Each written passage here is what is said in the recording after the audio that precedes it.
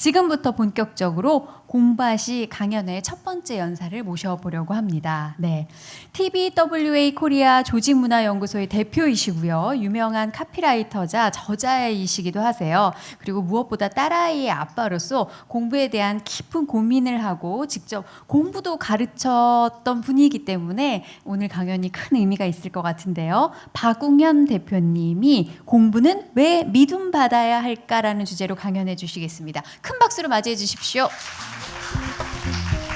안녕하세요. 따뜻하네요. 고마운 일이네요. 페르소나라고 하잖아요. 한 사람이 한 사람으로 살지 않죠. 애 아빠이기도 하고 선배이기도 하고 남편이기도 하고. 지금은 페르소나를 저자나 강사로 바꿔야 될 것 같아요. 그 얘기를 들으러 오신 거고요. 그 상태에서 한번 얘기를 진행해 볼게요. 이 공부를 좋아하는 습관, 이거 가능할까요? 너무 담대한 얘기 아닐까요? 진짜 공부를 좋아할 수 있을까? 좀 떨려요. 그리고 저를 돌아보면 솔직히 가능성이 높은 것 같진 않아요. 저 초등학교 때 1등 몇 번 해봤고요. 중학교 이후에는 1등 해본 적이 없어요. 고등학교 때 수학은 늘 반에서 1등을 했었지만 그렇게 공부를 아주 못하진 않았어요. 그래도 뭐 그 버스는 안 탔지만 스카이에 갔으니까. 근데요, 전 이 말이 무서웠거든요. 용비어천가는 괜찮은데 이 수미양가는 이거 무서운 말이었어요. 초등학교로 돌아가 보면 저의 초등학교를 우수수수수면 괜찮은데 미 같은 게 하나 딱 들어가고 나면 이걸 엄마한테 보여서 도장을 찍어가지고 와야 되는데 너무 무서운 거예요. 그래서 기말고사 보고 막 방학 직전이 되면 좋은 게 아니라 요번에 뭐가 어떻게 될까가 걱정인 거예요. 수우미양가. 저는 초등학교를 나오지 않았거든요. 저는 국민학교를 나왔어요. 국민학교를 나온 사람들은 수우미양가를 알 거고 초등학교를 나오신 분들은 모를 수도 있죠. 근데 이런 게 공포의 대상이었어요. 그게 초등학교를 졸업한 다음에 좋아졌느냐, 공부를 좋아하는 습관이 생겼느냐, 솔직히 그러진 않았어요. 중학교 때도 마지 못해서 했고 고등학교 때도 죽지 못해서 했고 그리고 대학을 가야 한다는 압박 때문에 했지 솔직히 공부를 좋아하는 습관을 가져본 적은 없는 것 같아요. 근데 이게 공부를 좋아하는 습관이 될까? 나는 지금 이중인격자인가? 그러면서 어떻게 공부를 좋아하는 습관이란 말을 한 브랜드의 슬로건으로 쓰자는 제안을 그렇게 뻔뻔스럽게 할 수 있을까? 그게 생각이 드는 거죠. 그래서 자꾸 저를 돌아보는 거예요.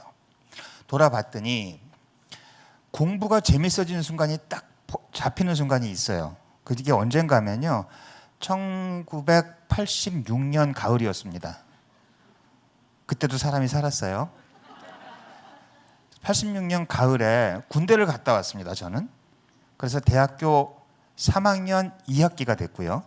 3학기가 남은 거죠.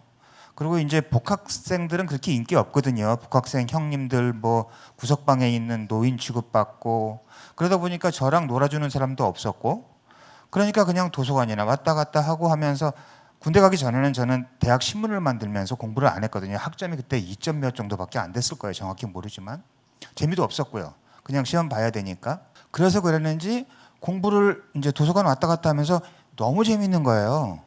드디어 자기주도 학습이 된 겁니다. 시켜서 하는 게 아니라 학점을 받으려고 하는 게 아니라 자기주도 학습이 된 거예요. 그때부터 세 학기 동안 받은 학점은 전부 A입니다. A를 목표로 삼은 적은 없어요. 근데 그냥 하다 보니까 뭐 일본어 시험을 본다고 하길래 해봐야 챕터가 12개밖에 안 돼요. 이거 다 외워버리지 뭐. 그래서 외우고 뭐 할 일도 없으니까 이러다 보니까 이제 A를 받은 거죠. 그리고 그때야 이 졸업을 1년 반 앞두고 그때야 비로소 공부가 좋아진 거예요. 너무 늦었죠. 그 충격적인 사건 중에 하나가 이겁니다. 김충렬 교수라는 분이 동양사상 입문이라는 강연을 하셨어요. 그 순간은 저는 잊혀지지가 않아요. 계단식 강의실이었고 어느 수업을 듣고 있는데 뭐라 그럴까요? 시커먼 종이에서 구멍이 뻥 뚫리는 것 같으면서 빛이 들어오는 거예요. 세상을 이해할 것 같은 거예요. 그러면서 이제 동양사상에 훅 빠져버렸죠. 그리고 철학과를 가고 싶었죠. 그리고 이제 신일철 교수라는 분의 지식의 문제가 인식론을 얘기하는 거였거든요. 이런 것들이 너무 재밌는 거예요. 그렇게 빠져들어간 거죠. 그때 공부가 좋았던 게 이런 영광스러운 자리에 저자로서 저를 만든 것 같아요. 그게 좋았거든요. 궁금한 게 많았거든요. 10년쯤 저쪽에 어떤 강연회가 있었어요. 큰 강연회가 장하성 교수랑 진중권 씨도 있었고 제 기억에 강신주 씨도 있었던 것 같고 여러 사람들이 모여서 이제 그러니까 왜에 대한 얘기를 했어요. 정치는 왜 중요한가? 경제는 왜 이런 질문을 한 걸 강연이 있었고요. 그걸 묶어서 생각 수업이라는 책을 냈어요. 그 강연록을 묶어서 그때 저한테 와서 당신은 무슨 물음표를 던질 것이냐 했어요. 그래서 저는 뭘 던졌냐면 왜는 왜 필요한가라는 질문을 던졌어요. 이 왜가 왜 중요한가? 왜 그러냐면요. 제가 살아보니까 이 물음표가 느낌표로 변하는 순간만큼 짜릿한 순간이 없어요. 이건 우리 모두가 느껴요. 수수께끼가 있는데 막 안 풀리다가 풀리면 쾌감이 그냥 확 올라오잖아요. 그거는 그런 거예요. 최근에 저한테 물음표가 느낌표로 간 건 제임스 조이스였어요. 그렇게 난공불락에 이해할 수 없는 제임스 조이스가 풀린 거예요. 봉인이 해제된 거예요. 그게 너무 좋은 거예요. 그래서 이렇게 물음표를 느낌표로 바꾸는 순간을 그게 공부거든요.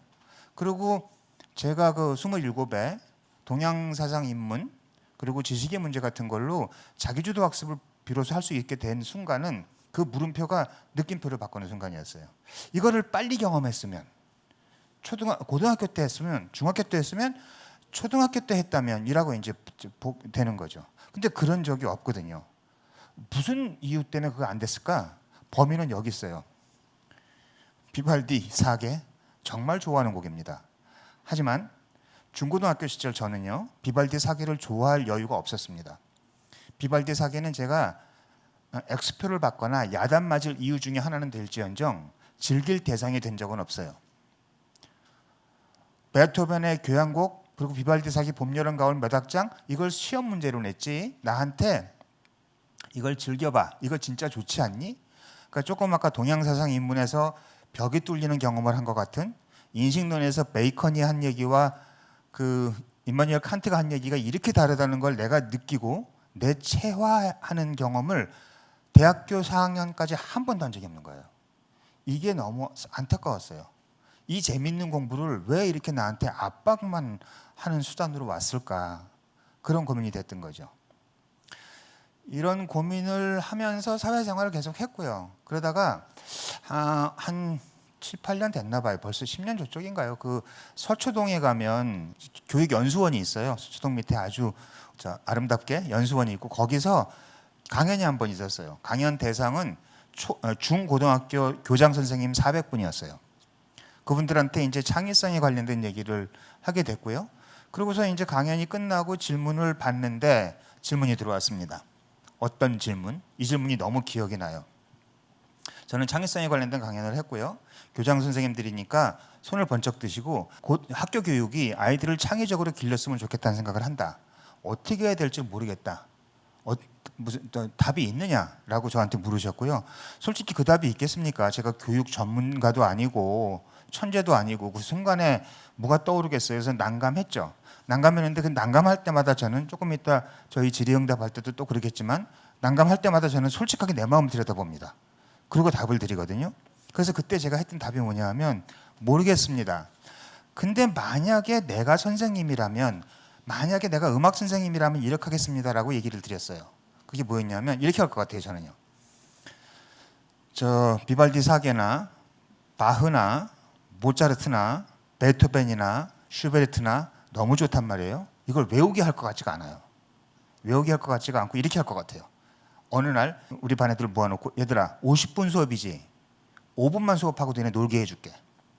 5분만 수업하자. 오늘 5분 수업하고 너네 맘대로 놀아. 5분 동안도 책 보는 거 아니야. 책 보는 거 아니고 음악 하나 듣자. 딱 5분 정도야. 5분만 집중해 줄래? 내가 학교에서 구할 수 있는 제일 좋은 스피커 구해 가져왔어. 이걸 내가 왜 들려주냐 하면 나는 이걸 들을 때마다 소름이 돋거든. 어떤지 모르겠어. 너네 한 번만 들어봐 줄래? 그리고 불 좀 끌게. 조금 이상해 보여도 잠깐 눈 좀 감자. 소리 키운다. 들려줄 것 같아요. 그리고 나가 놀아 할 것 같아요. 40명 중에 30명은 신난다 논다 할 것 같고요. 그 중에 한두 명이라도 맞다면 5명 정도가 진짜 좋은데요? 좋니? 그럼 이거 한번 들어볼래? 이렇게 들어간다면 클래식을 좋아하게 될 것 같아요. 이건 음악뿐만이 아닐 것 같아요. 미술에 대해서도 마찬가지일 거 아닌가 싶어요.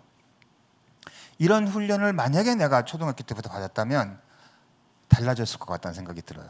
알랭 드 보통의 왜 나는 너를 사랑하는가를 오래전에 읽었는데 27살에 썼어요. 그 사람이. 그 책을 보면서 저는 질투에 눈이 멀었습니다. 도대체 어떤 교육을 받았길래, 이게 아마 바칼로레아 교육일 겁니다. 요즘 IB 얘기한 인터내셔널 바칼로레아가 그래서 나오는 거거든요. 그런 어떻게 교육을 받았길래 27살짜리가 이런 얘기를 할 수가 있는가? 대한민국에서 27살짜리가 이 얘기를 할 수가 있는가? 이게 아주 준엄하게 저한테 온 질문이었거든요. 그러고 보면 그런 그 차이가 있는 거죠.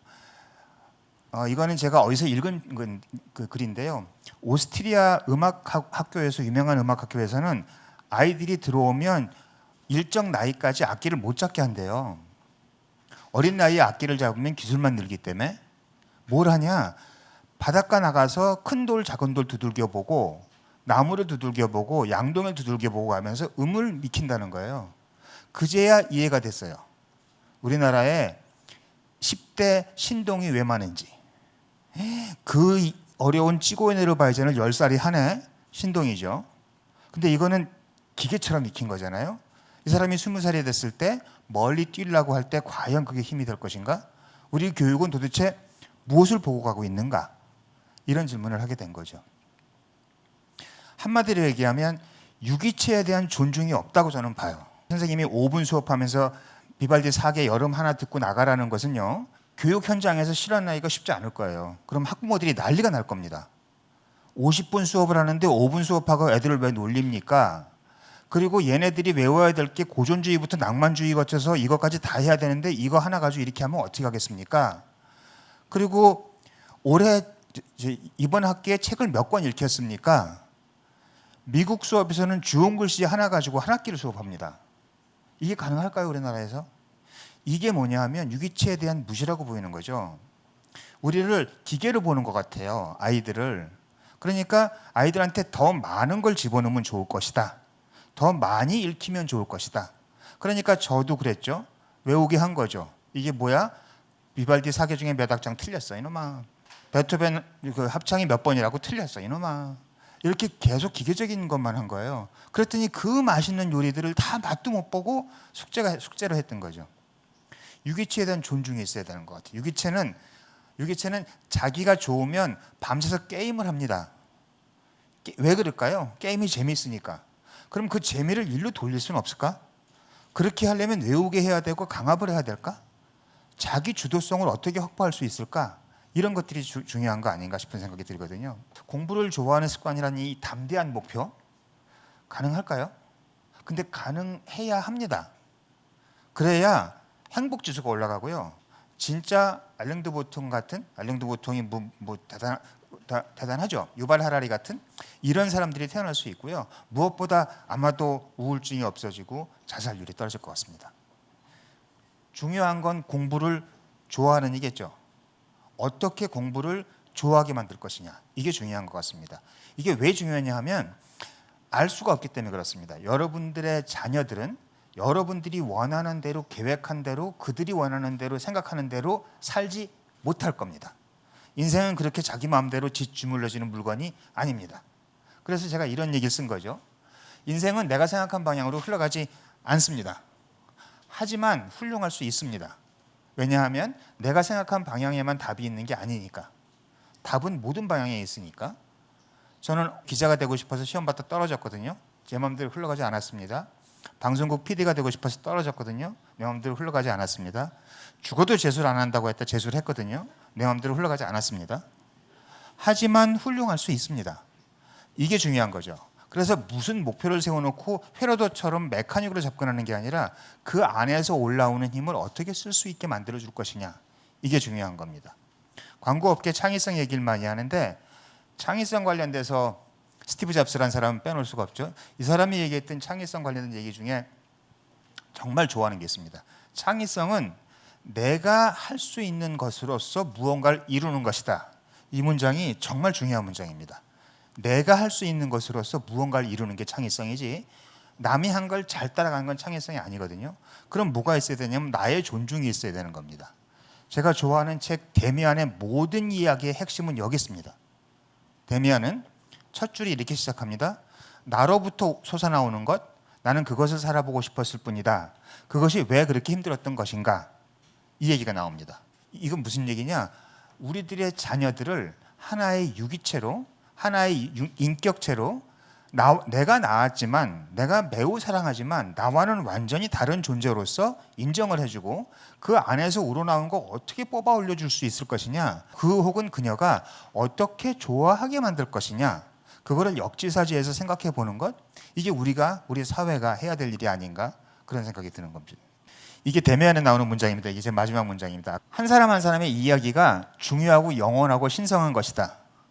엄마, 친구, 아들의 얘기가 중요하고 너는 그렇게 되라는 얘기 관점이 빨리 없어져야 됩니다. 엄친아라는 단어가 없어져야 될 단어입니다.